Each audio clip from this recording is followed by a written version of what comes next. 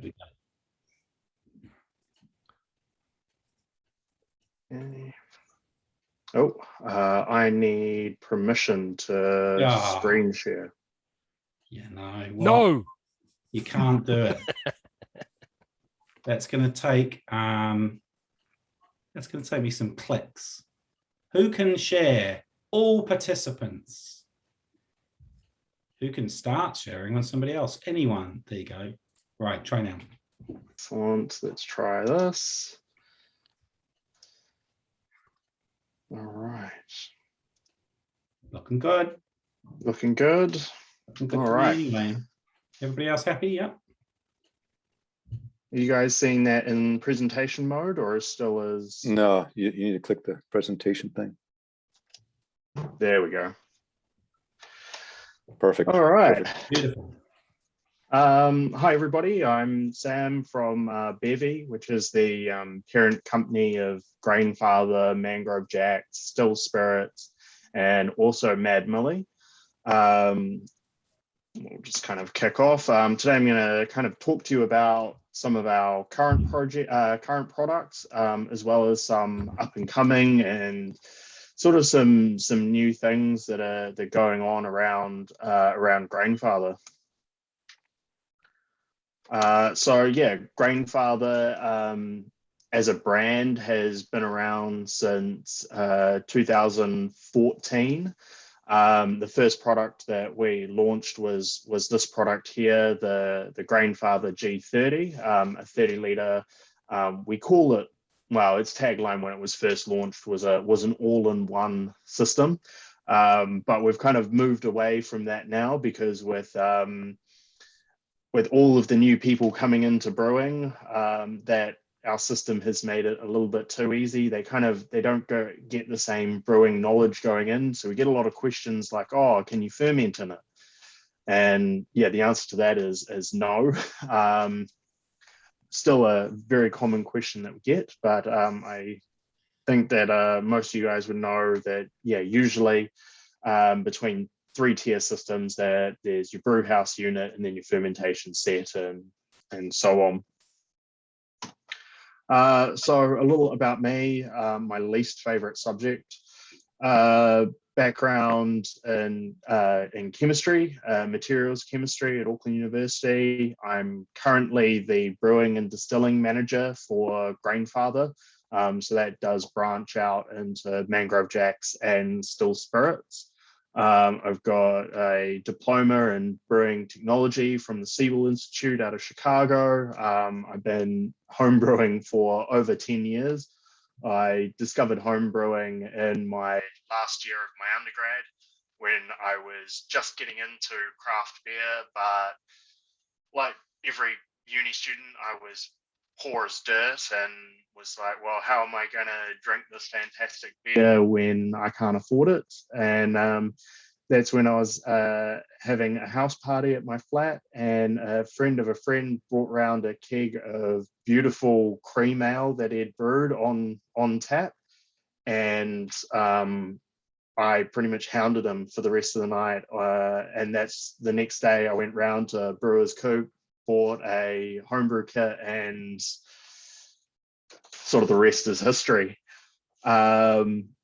Background in new product development and commercial manufacturing, certified Cicerone, BJCP recognized judge, judged alongside Reese at a couple of events.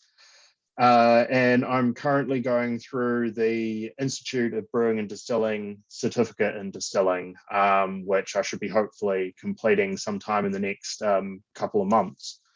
So my role at Grainfather is pretty much to act as the brewing and distilling knowledge hub for the company. We're a company that does have a lot of home brewers and distillers right throughout the company, but as the company's grown, you can't fill every role with a brewer and distiller. So my role is to kind of act as a go-between or knowledge hub for them. So I help with marketing and content. I help with new product development and testing. I do a lot around customer service and troubleshooting. And then in my current role, I work with our strategy team to develop the product strategies for Grainfather and all these brands kind of going forward. Anyway, enough about me.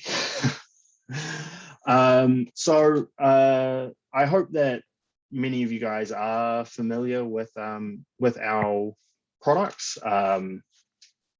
As I stated, we started off here on the left on the G30. That was our first product.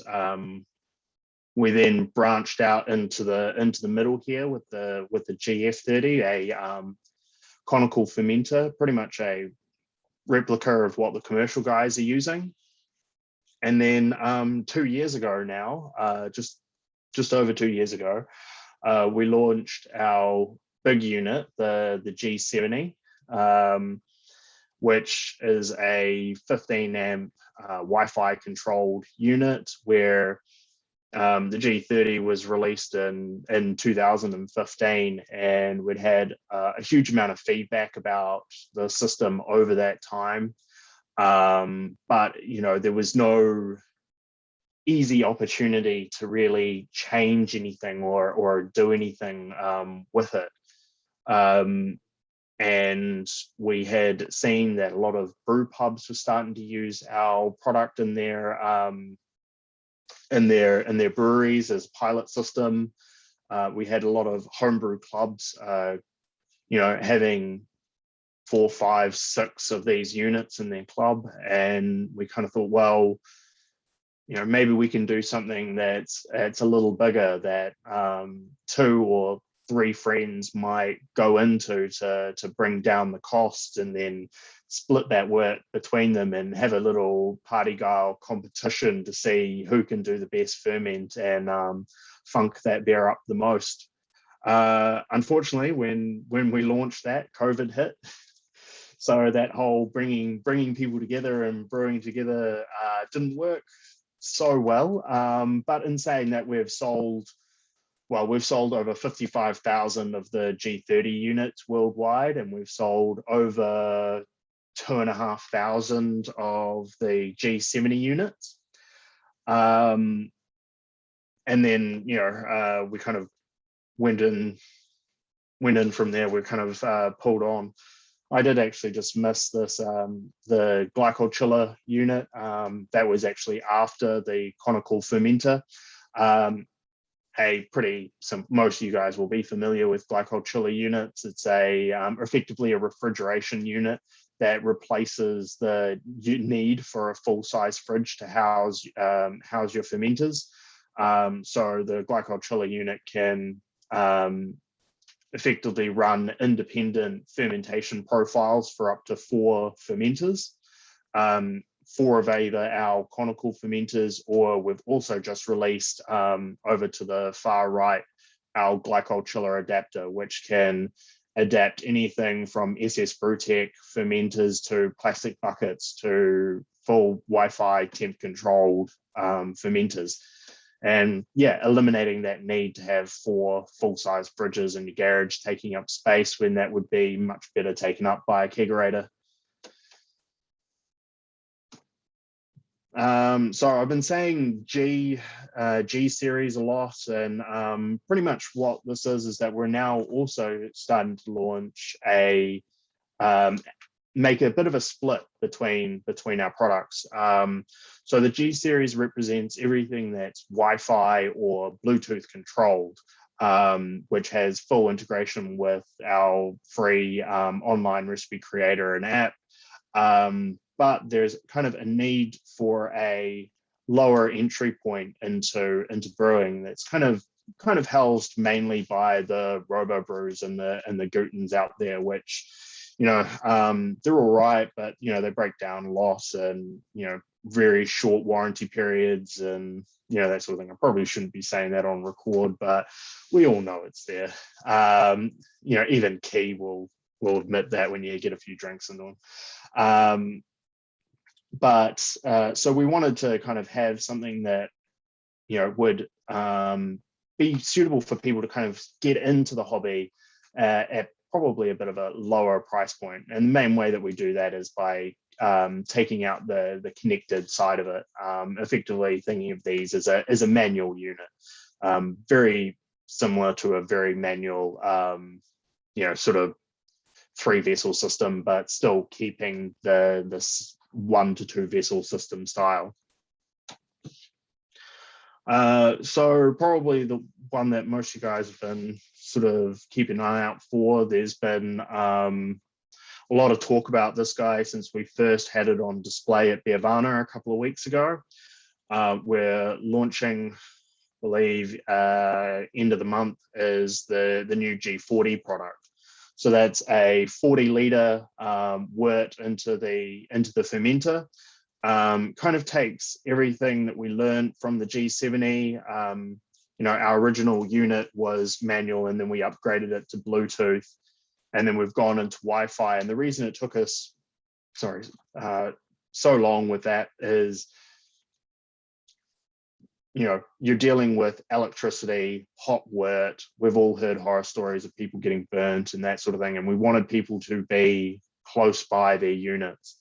So it took us a long time to get comfortable with that Wi-Fi capability of not being within line of sight of the unit. When I was building 3-vessel systems, there's no way I would have, gone off for, near an hour, completely out of line of sight, and then come back, because my temperature would be God knows where, and and I'd probably have a massive mess to clean up.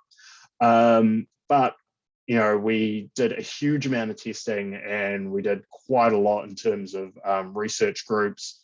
And with the improved push notifications that you can get with Wi-Fi, with the sort of allowances of Android and iOS to allow push notifications and notifications to come through, and then also the amount of safety features that we've kind of added into the system, we're very confident now that you could mash in and walk away for hour and a half until the end of your mash out, and then straight into sparge. This uses the same heating element as the G70, so it's a 3,200 watt element. It's got a new dual staged hot filter in there. The bottom of the vessel is conical shaped, which helps with your overall brew house efficiency. Integrated sight glass into the recirculation arm. So, in the G70, we had a separate sight glass around to the side, and there wasn't anything wrong with it, but it was a little bit small, a little bit hard to read.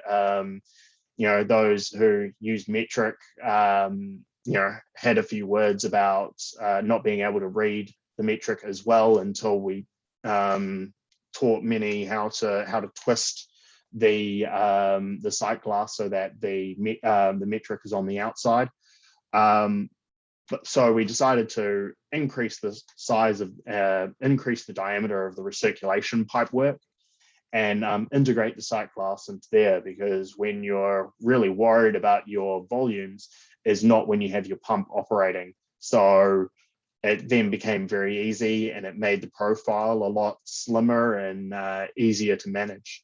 We also built the recirculation into the side of the brew vessel rather than over the top, like we did in the original unit, and that allowed us to get rid of check valve safety features. A lot of people out there with the G30, they replace this with a cam lock, which I personally don't like, especially if you're brewing automatically, because that pump can go on at specific places, and all it takes is somebody looking over it with trying to attach their recirculation arm for that hot wort to shoot up in somebody's face. So really wasn't keen on that. So really pushed for changing the design of this to go in from the side and make that a lot easier with just a push fit hose barb for the recirculation arm. Inside, it's all 304 stainless steel. Believe it's, can't remember if it's mil thick stainless or just over or under. That's something I'll need to remember. I can't remember off the top of my head. So there's good thermal capacity there. Does hold heat well. One thing to note is that in New Zealand and Australia, this will come as a 10 amp unit out of the box. And a few of you might be saying, oh, but you know, you said 3,200 watt element. That's going to be more than that. That's 15 amp. So there's a limiter that we've put in for the unit coming out of coming into New Zealand and Australia out of the box, but with a 15 amp power cord and changing the settings, you can upgrade this to a full 15 amp unit. So it allows people to brew 23 liters at 2,400 watts.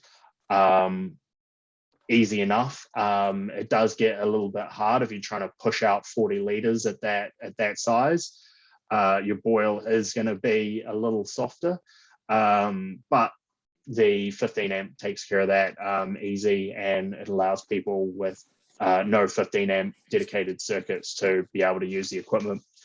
All other regions in the world, it's a 15 or a 13 amp, so that well gets it within that region. And then like pretty much all of our equipment has a 3-year warranty. You know, we stand by our products. You know, I think we have a pretty good reputation for customer service. You know, we do really try to be there for people having issues or having problems with any of our equipment. So yeah, we definitely try to back that up. So along with the G40, oh, and there's the mash basket. So a slight change on the mash basket design. We've gotten rid of the overflow pipework in the center of the grain basket and gone for a perforated design to act as your overflow. And that just kind of simplified down the mash basket a little bit, allowed us to save a bit of cost so that we can get the price of this unit down a bit.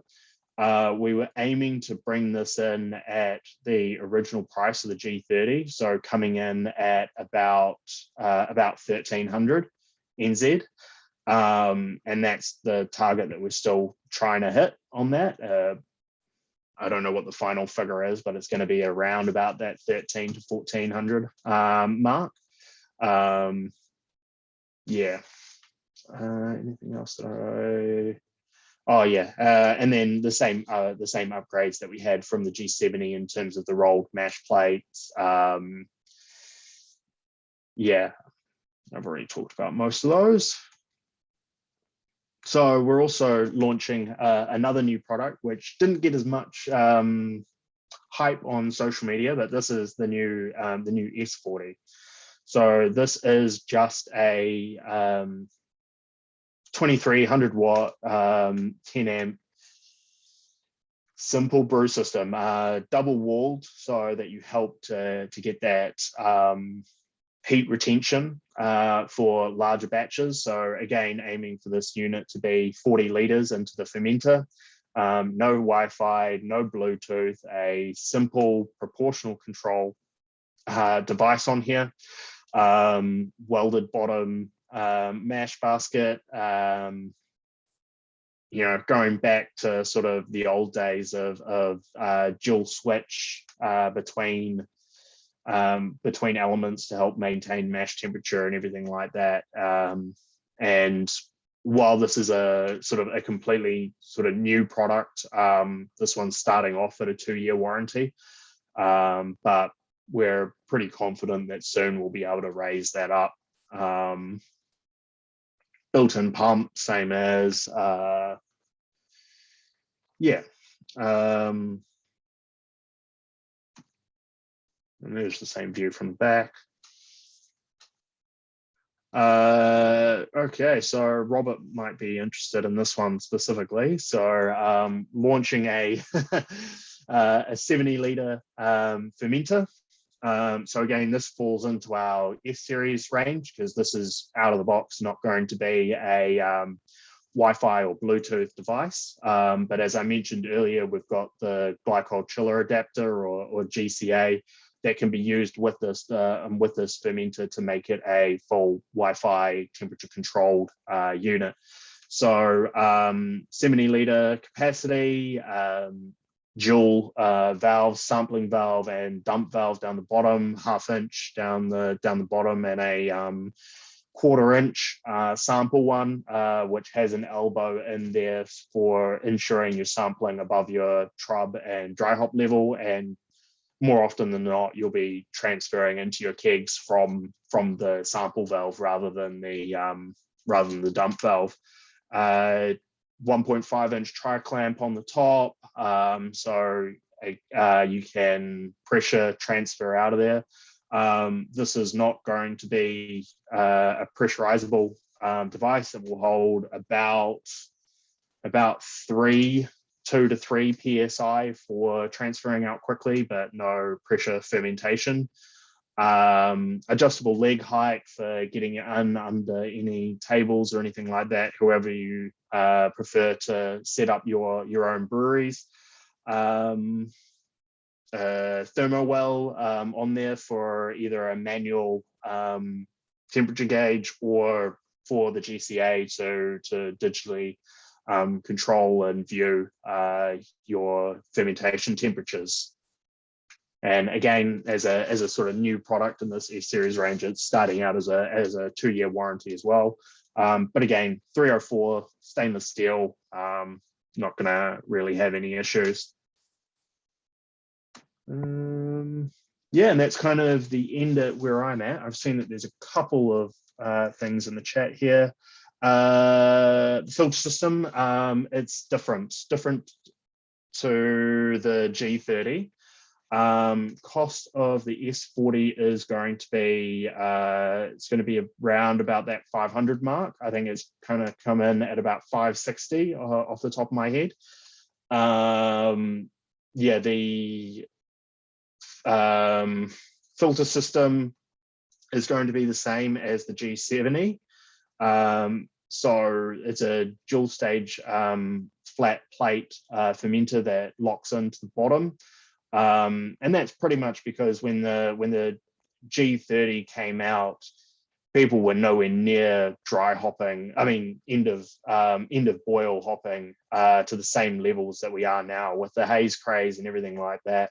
The filter system had no account for any of that, and that's something that we're working on at the moment. We're looking at new ways to upgrade these. Yes, they will be.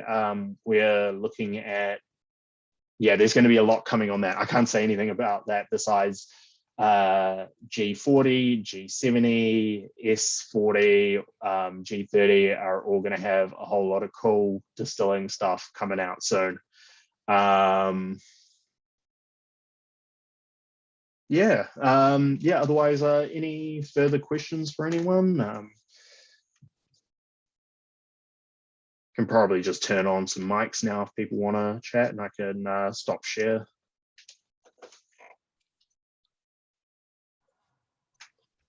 Hey Sam, Steve here. Just probably a selfish question. I've got a G30, one of the old original ones. I think I bought in 2015.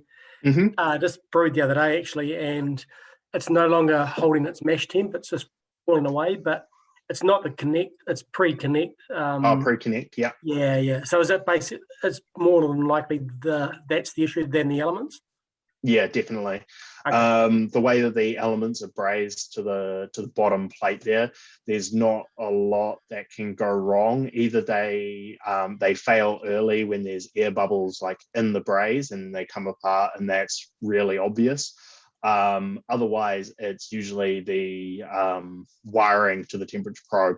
A little bit of short circuiting or anything like that, a little bit of moisture that's accumulated in there along with some oxidation and that sort of thing can cause that temperature probe to wander a little bit. Unfortunately, it's not something that you can replace on that, replace the temperature probe or anything like that.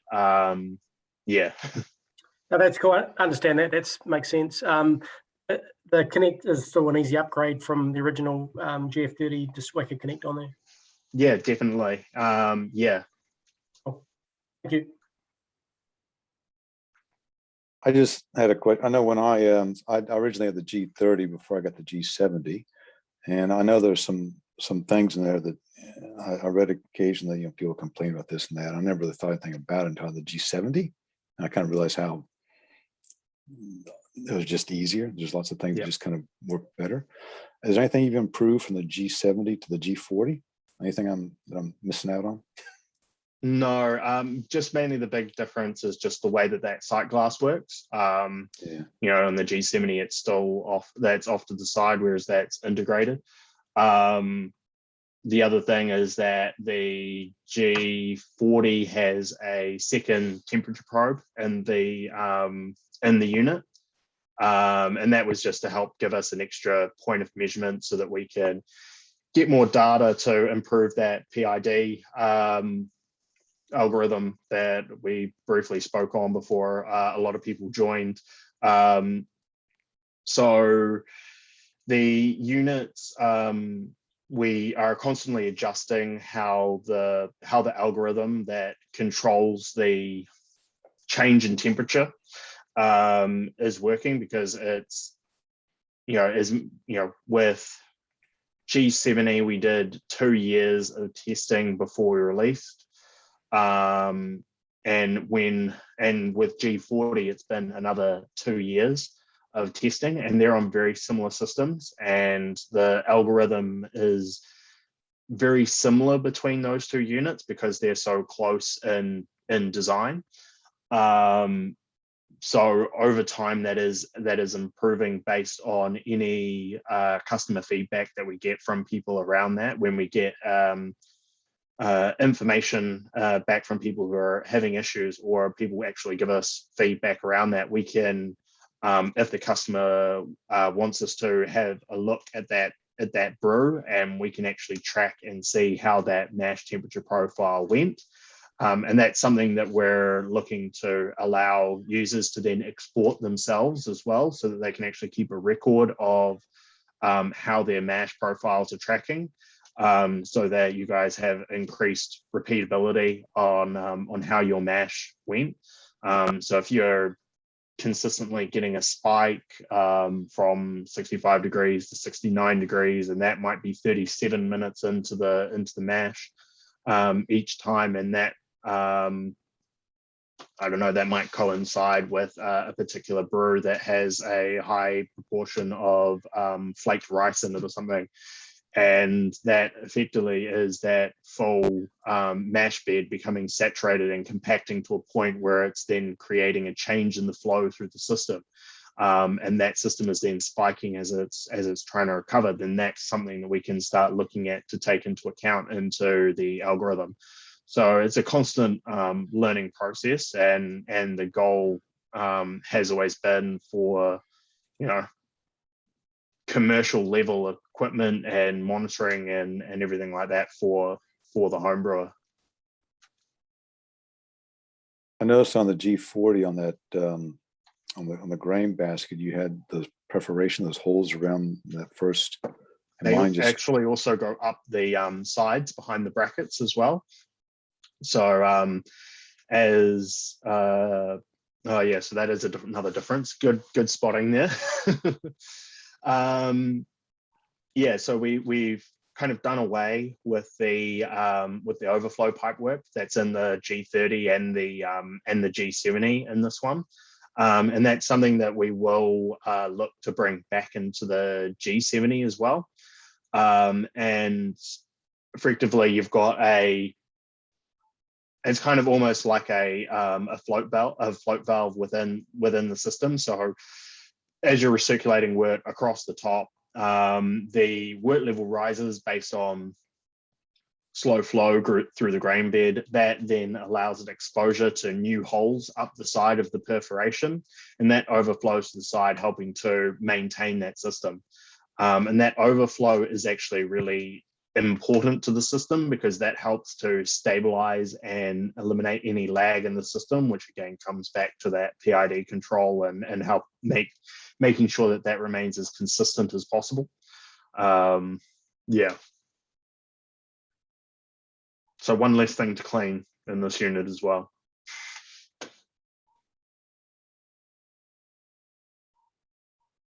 Cool, fair enough.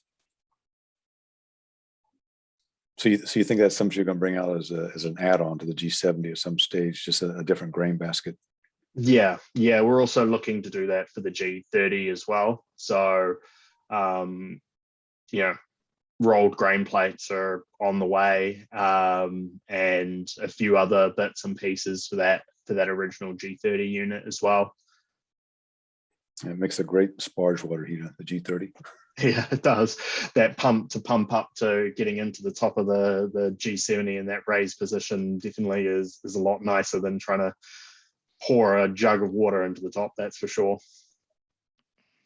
Hey Sam, there, just a comment about your the fermenter. I've got a Malt Mechanics fermenters, and I've got a 20 mil dump valve on the bottom. Yep. And struggle to get the trub out of there at times if you want to harvest the trub. And yep. Did you say on your one it was only going to be 1/2 inch? I did say 1/2 inch. I actually meant 3/4. So. Okay. Yeah. Sweet. So many bits and pieces. I've got to try to remember them all.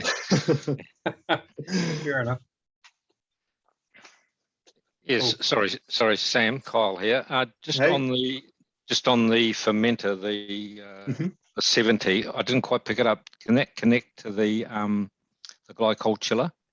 It can, using the glycol chiller adapter. So that's effectively the controller from the conical fermenter, and it comes with an immersion coil and heating pad that you then can stick to the side of it and transform really any fermenter into a temperature controlled Wi-Fi unit for the glycol chiller.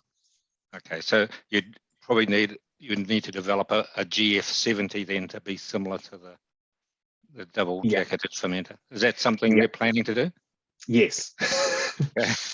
Yep, I'm working on it currently with the guys. We're getting our first samples of hopefully the end of next month is when we're getting our first pilot product in to do some testing with. So it's still a while away. I'd say at least probably 1.5 years away, but definitely something that we're working on. And yeah, will be pressure fermentable. Wow, yeah. Oh, that'll be a really cool piece of equipment. That would. Yeah. Excuse the pun, but it would be. Yeah. Okay, cool. Thanks. I've got the first fermenter that must have been the G30, is it? I don't know what the model numbers the acronyms are. Yeah. Yeah, GF30. Yeah. 30. Yeah. Is there any sort of like you can only sort of cope with 1 psi pressure in there because I've got the pressure transfer kit. Is there proper mods for keeping the lid on better or something, or sealing the lid? Yeah, we are working on that. We are looking at a couple of different systems, and that's kind of going to come into the distilling aspect side. We've seen a few mods on there that people have been using some 3D printed things I've seen. Oh yeah, those and some sort of cool G clamp sort of things on there. Yeah, we are definitely looking at how we can improve that a bit, just to make a more consistent, sort of 2 to 3 or up to 5 psi to just help with the speed of that transfer out. Yeah. So the new models, have they got? Can they handle more pressure? Have they got more clips on there, or this sort of stuff? So the SF70 does have 6 clips on there, so that does hold better pressure than the 4-clip one. The new ones that we're working on will, well, I can't really say how much PSI we're aiming to go for, but it will be more than 5, less than 50. Yeah. But not as much as SS Brewtech, or is that being too cheeky? I actually don't know what their one's aiming for at the moment. Oh, Sean can probably answer that question. Yeah.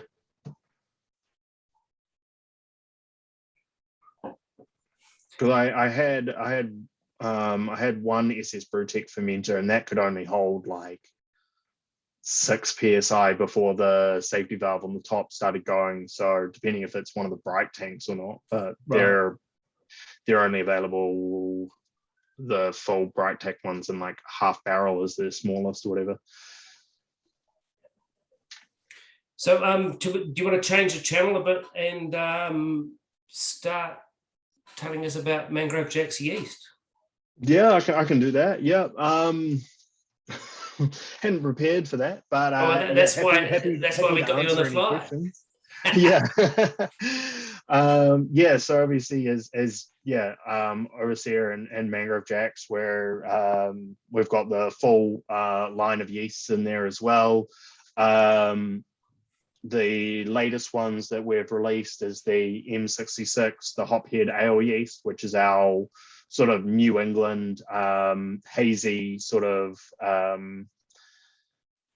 yeast style. So that has the glucoamylase in there and a few of the other ones in there for help getting that biotransformation of hops. Besides that, we've also released our Voss strain Kvike yeast, which is M12, I believe it is. So who allocates the number? Because Andrew Childs came up with the first series of numbers. So whose job is it now to come up with a numbering scheme? It wasn't his job. He's just claimed that. We said some of the yeast were named after his birthday and all sorts. He's pulling your chain. They're pretty much randomly selected. There was probably 1 or 2 that were Peter Eastwood's favorites, and he decided to number them like that, and it kind of was like, well, where do we go from there? Yeah. Yeah. So it's kind of just it's our food science engineers over in the UK who do all of our yeast lab, their job to kind of pick the number, and we kind of run with it. So I don't even know how they've picked those numbers. So. And are there any other new strains that have recently come out? No, those are the 2 latest ones. We're kind of looking at a few.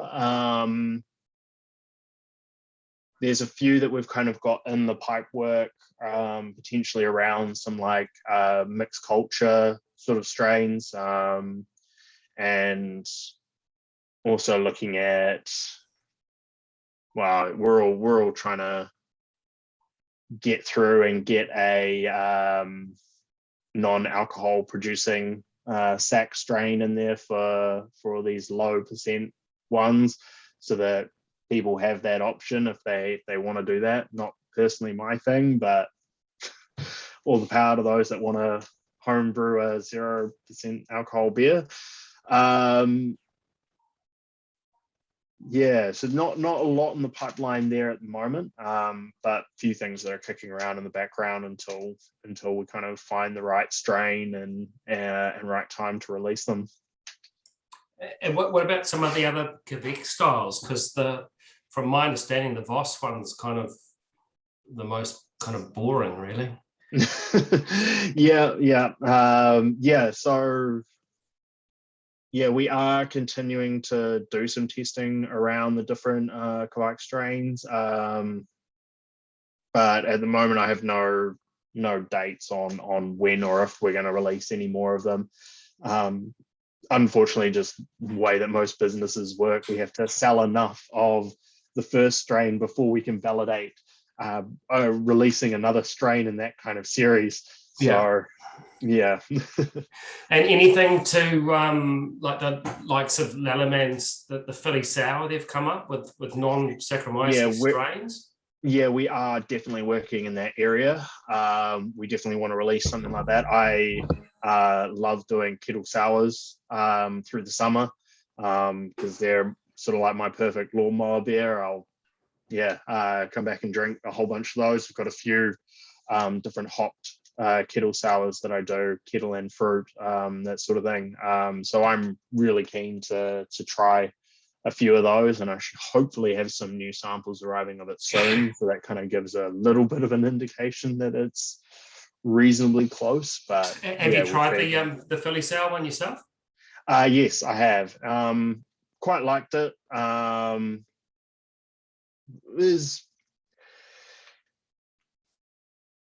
It was good. I'm also a creature of habits. That's a hard thing as well. So I've been, kind of chopping and changing between the two. And then it's, also really hard to justify me paying for yeast these days. So it's always another thing. You're too spoiled. That's the problem. I know. It's yeah. How many days a week can you do a homebrew, Sam? Well, at the moment, in lockdown, not many. I haven't brewed in like a month, and I've got the itch real bad. And I don't have any. I'm in between houses at the moment, so I'm waiting for my new house to be built, and so all of my brewing equipment's in storage, so I haven't even been able to do anything. But normally I'm brewing once or twice a week. Which is quite nice to do. It just depends on what products are coming through. So pretty much all of the brewing that I do is around testing different either equipment or ingredients. So that might be new grains that we're getting in from Wyman or raw malt or anything like that, or new hops from BSG, or whether it be equipment based around G40, G70, any of those ones. So it kind of depends, but I would say on average I'm brewing about once to twice a week. So do you have a tap room at Bevie then? Because it sounds like there's quite a bit of beer being produced. No tap room, but we've got about 7 3-tap kegerators, and what I do on a Thursday is I'll do flagon fills for about an hour.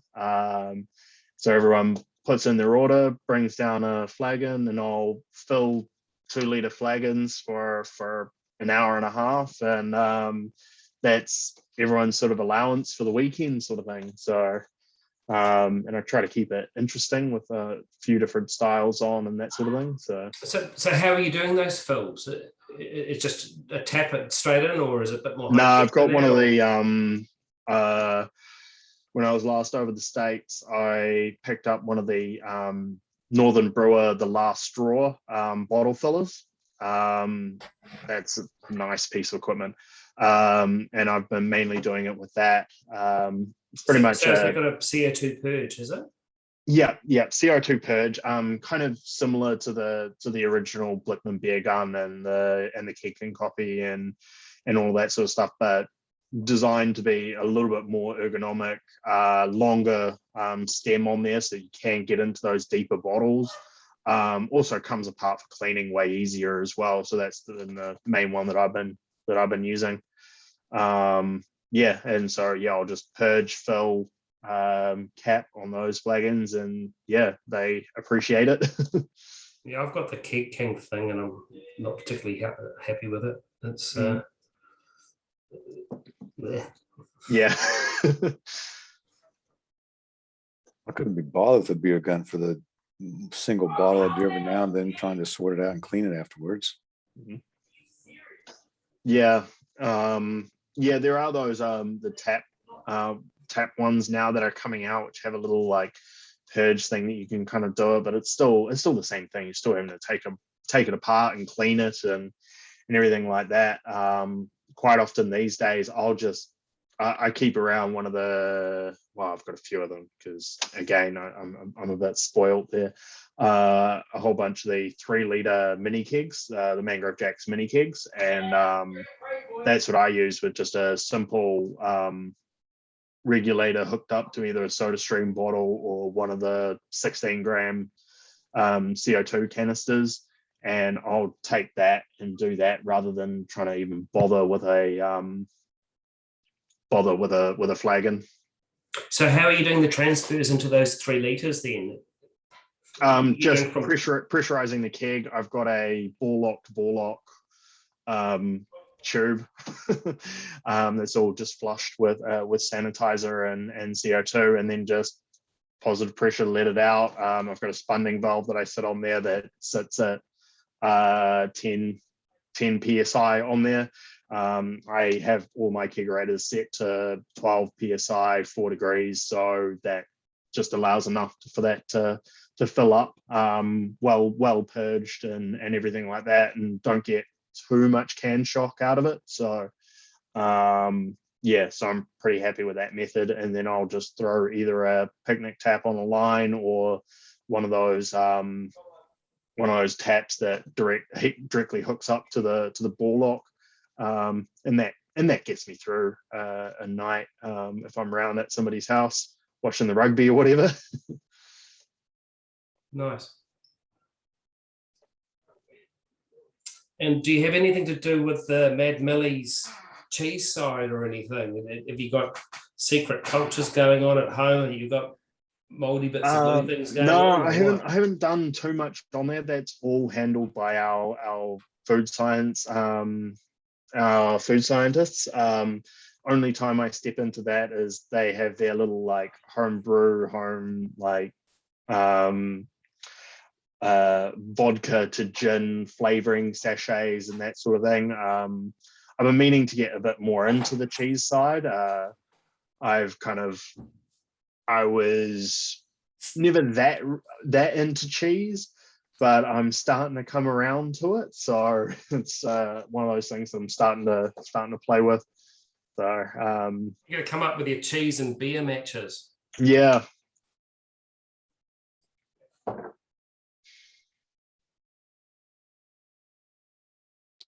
Maybe just on water chemistry, if I can take that dive. Bore everyone to sleep. I do absolutely nothing. I occasionally add a dropper of lactic acid because I think I should. But if you just look at the picture of Auckland water, what would be just a typical, if we need to add anything, what would it be? Possibly just a little bit of calcium. New Zealand water in general, as long as you're not getting bore water or like, Round Rotorua or anything like that, it's all pretty soft, pretty low minerality. Auckland, most regions of Auckland, you're split between 3 water sources all year round. So it's a mixture of usually one of the natural springs, whether that be Onehunga or there's one in Takapuna, and then everyone's either on mixed with that, Waikato, and then Waitakere Ranges rainfall water. So with that rainfall water in there, that's low minerality. The spring water is usually reasonably high, but that gets so diluted with the Waikato River and the rainwater that it all ends up pretty low and pretty stable. So I normally just say, a touch of calcium just for your yeast health, and you're going to be pretty balanced there on your water profile. One thing that's not really taken into account, but something to just keep in mind, is that with your maltsters, they're germinating those grains in water from their local source.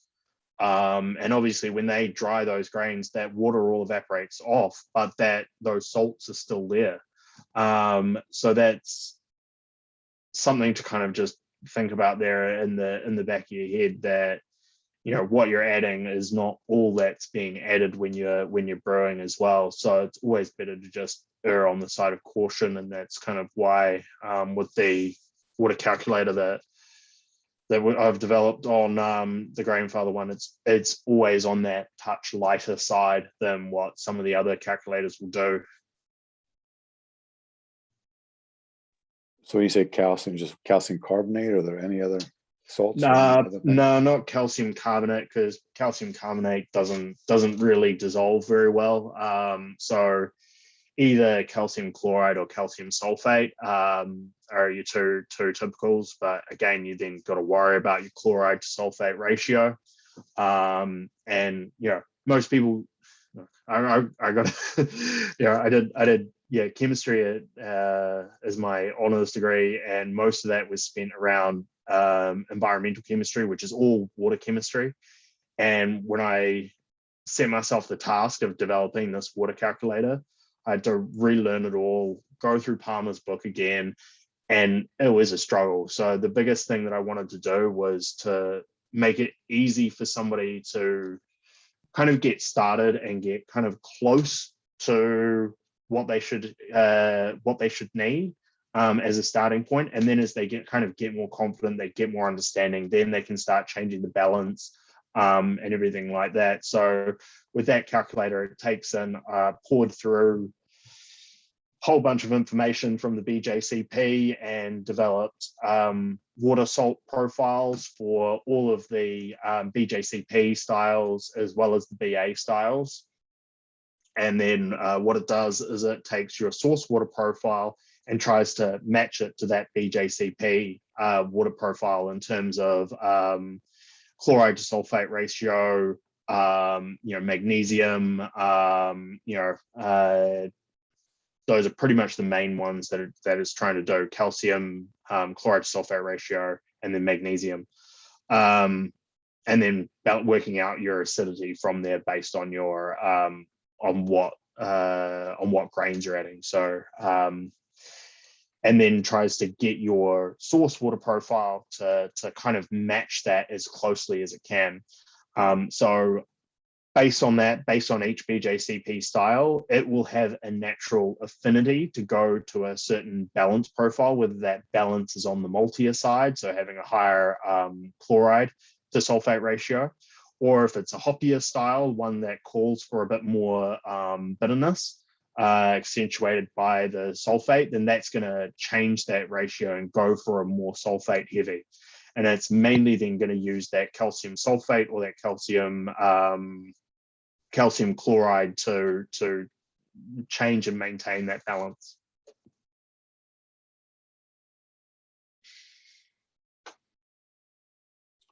So I think I'll continue just doing nothing. All good. What about gypsum? Yep, that's calcium sulfate. Okay. Yeah. Yep. So, well, Robert, you're mainly making pilsners, right? And Auckland water basically is pilsner water. Mm-hmm. So if you're making pilsners, doing nothing's the right course of action. Yeah. I generally kind of make, I make 3 fermenters, and 2 of those I generally make into like an ale yeast, dry hop and hops, and the other one I make into a pilsner with a bottom fermenting yeast. So making a little bit of everything, or both of them. But for example, in one of if you want to accentuate the hops, then you can add to that particular one. You could just take off a little bit of the wort, boil that, add the salts to that, and then tip that back in. So when you're dry hopping or whatever, you could change the water profile at that part. Yeah, you could. Yeah. Or do nothing. I've kind of come to do nothing. I kind of come to the conclusion I'm a bit of a lazy brewer. I mean, I like just doing this the G70, my 60 liters. I don't like to test the gravities in between, just kind of like, whatever comes out, measure at the end, it's what it is.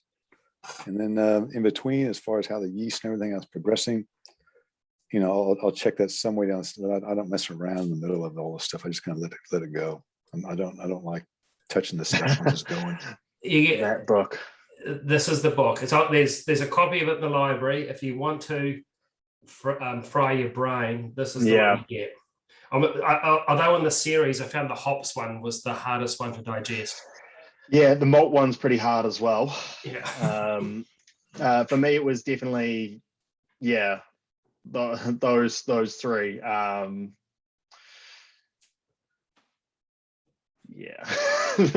got to try write these books, and they're very dryly written.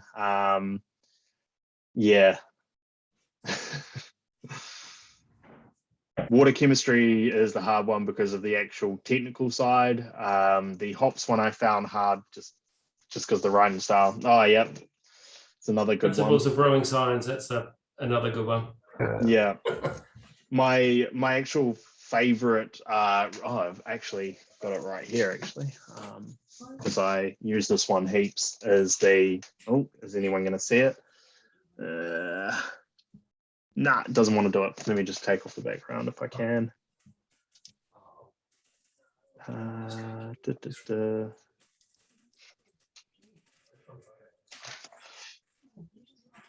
There we go. Tasting beer, Randy Mosher. This is probably the best written brewing book I've read. It was the first brewing book that I couldn't actually put down. It was that good reading. I'm currently in the middle of Scott Janish, the new IPA, which is pretty good, but kind of getting along that lines of the water book. It's very technical, so I pretty much aim to read a chapter and then I fall straight to sleep. But lots of really good information in there, so yeah, I can recommend that one as well. So Clive, this looks like there's a couple here we could add to the library. Yeah, I don't reckon I know of both books, but I don't think we've got them in the library. So let's spend some subs.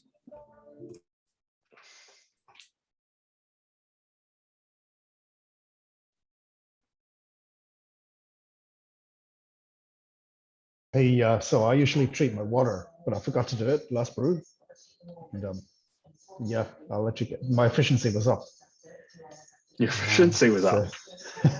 So, yeah, I'll let you guys know how it tastes next time. But yeah, I think people overcomplicate the whole water thing. Yeah, yeah. They definitely do, and the original mantra of it was water is the last thing that you mess with, because it's really the thing that takes a great beer to an amazing beer. It's not the difference between a good beer and a bad beer. So it is fine to do nothing. But it's one of those things you kind of get overconfident early on as a home brewer, and you're like, all right, my beer's tasting great. I'm going to make it taste better. I'm going to dump 20 grams of gypsum in there. Oh man, this tastes like chalk. Why did I do that? So it's just one of those things. And yeah, as I said, I tried to develop this one so that when people kind of get to there, they don't go well overboard and end up kind of ruining a batch. It kind of gives you the starting point, effectively the first couple of pieces in the puzzle, and allows you to just go, oh yeah, I can perhaps taste the difference between these two beers. What does it need? And kind of then step through the journey from there. Yep.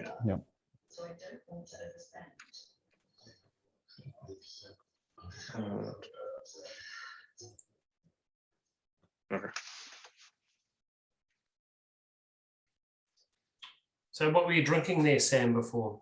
I've got the McLeod's Paradise Pale. They're running a bit of a deal on there for 24 of them for about $80, I think it was. So I was like, oh yep, I'll take that. And yeah, during lockdown, I try to just go through and support the breweries as quickly as I can finish the last order. Yeah, so no, I'm working my way through those. On tap at the moment, I've got an oated lager. So I've been playing around with golden naked oats in a light lager style recipe to kind of give it a bit of. Gladfields? No. So it's Warriman's premium pills as the base malt. And then about a third of the grist is golden naked oats. And it was just something that I got from an Australian friend. He was like, oh yeah, I've been doing this oated lager with rolled oats. And I was like, I tried it and was like, oh yeah, this is good, but I feel like it needs something else to it. And so I've been playing around with that, and that's been a little bit of a go-to for me at the moment. This batch turned out particularly well. Unfortunately, I ran out of CO2 and haven't been able to get back to work to swap out my CO2 bottle. So also sitting on there, and then I've got a coffee chocolate milk stout, which was on nitro, but I took my nitro cylinder down to Beervana to use for serving there.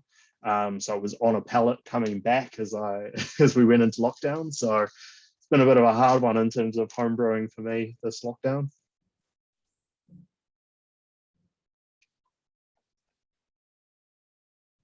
You should get compensation from Bevie to buy that. I beer should. if you can't be brewing it. I know. I've got I just need to go back and raid all my kegs as soon as I can. And is Bevie kind of shut down? Are you not considered an essential company or essential? Because all the brewers they are considered essential, but we don't. Yeah, even the homebrew shops and everything like that. So we are currently on a skeleton crew that's mainly focused on just trying to get out our international orders. But hopefully, if we go back down to level 3, we'll be next week. Then we should be back full of business and be able to fully restock all the homebrew stores and everything like that, and get any orders out from the Grandfather website and all that sort of thing done as well. So we're all office staff are out of the office. We've got a couple of people just receiving items and stuff into the warehouse, and a small production team on alternating cycles to get through. So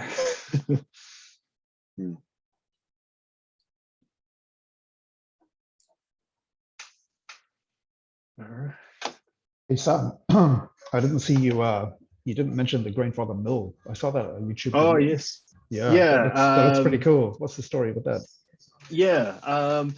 So it's a new electric grain mill.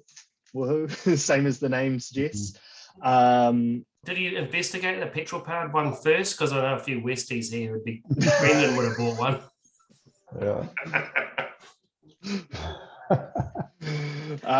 We did. The grain mill has been a bit of a running joke within Bevie for a long time, because it's been about almost 6 years in development. Mainly because we developed this really cool idea for a compact integrated mill with a motor, so that people didn't have to have a drill on hand or anything like that, and was small and quick, and was easy to adjust and everything like that, without having to get Allen keys out and everything, and feeler gauges to try get everything going. And with the tolerances and everything that we wanted, we struggled for a very long time to find a manufacturer that would make it, because it's all anodized steel components and aluminium, and then electronics as well. and then with reasonably tight tolerances on there, because we want to stand by a certain level of quality control. We finally found a company that would help us make it, and they do, Bosch drills, and they're making hundreds of thousands of those. So we were never really big fish for for them, and so they were like, "Oh yeah, we'll do it next month," and kind of pushing out from there. But it's actually a really good, handy little mill. Mills through grains at what was it, 1.7 kilos of grain a minute. There's been a few comments on there about the small hopper on there, and it's only a 1 kilo hopper. We had to do that because of regulations. We weren't allowed to sell a certified grain mill to the homebrew market if it had a larger than 1 kilo hopper. Now, if people want to modify that and say put a larger hopper on there, or we want to release a larger hopper and say 6 months, then there's nothing stopping that. But out of the box, that's what we had to do. But you still pour through that and you think, well, that's almost 2 kilos of grain per minute. Your standard batch is, for a 23 litre batch is about 6 kilo of grain. That's still about 12 minutes, for that much, much grain. Out of a 4-hour brew day, it's not that much, is it? It's not that much time, no. And the grain mill that I currently have in the brewery was one of the early prototypes, and that's put through, I think at last count, it was about 6 tons of grain, and still going strong. So pretty much no homebrewer is going to be able to break the blooming things. So yeah, it's and it's reasonably priced as well, coming in at about 350 NZD at the moment. So not bad. No, it's not bad. Yeah.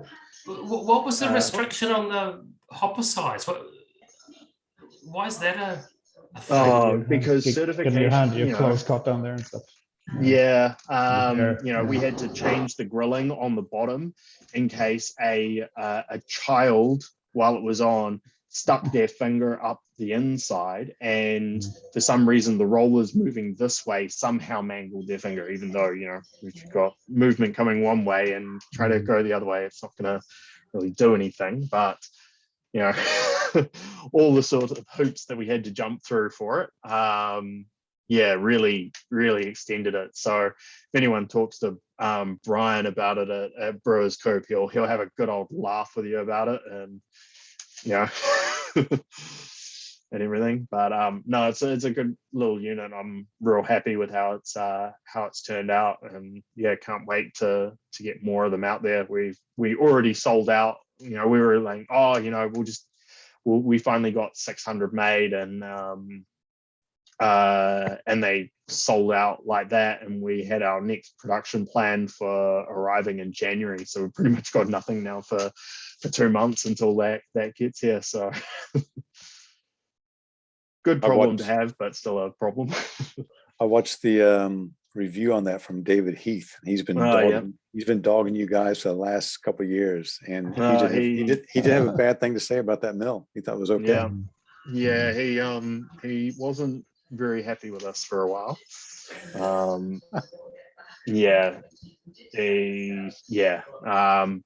no, we've kind of come around to see kind of eye to eye now, and What was the upset about? You can tell us. Not while I'm being recorded, I can't.